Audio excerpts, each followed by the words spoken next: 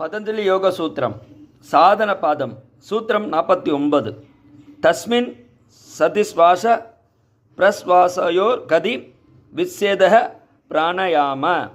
ஆசனத்தை உறுதிப்படுத்திய பிறகு பிராணனின் இயக்கத்தை தடுத்து வசப்படுத்த வேண்டும். அடுத்து பிராணயாமம் செய்யும் நிலைக்கு உயர வேண்டும்.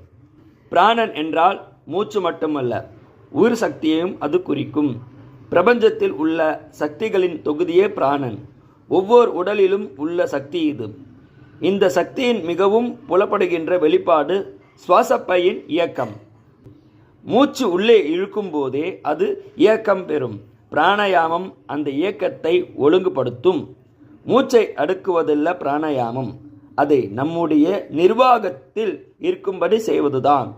பிராணசக்தியை சேமித்து கொள்ளவே சுவாச இயக்கத்தை நம்முடைய கட்டுப்பாட்டில் வைப்பது.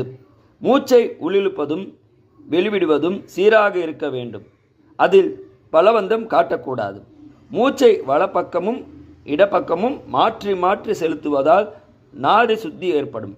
மூச்சின் இயக்கம் 3 வகை. அவை இடகலை, பிங்கலை, சுழிமுனை என்பதாகும்.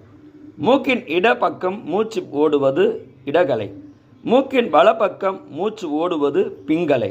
இடகலையும் பிங்கலையும் சமமாய் ஓடுவது சுழிமுனை. வலது மூக்கின் வழியாய் மூச்சு இயங்கும்போது வெப்பமும், இடது மூக்கின் வழியாய் மூச்சு இயங்கும்போது குளிர்ச்சியும் ஏற்படும். சுவாசத்தின் சமநிலை மனதின் சமநிலைக்கு உதவும். ஓம் நமச்சிவாயம்.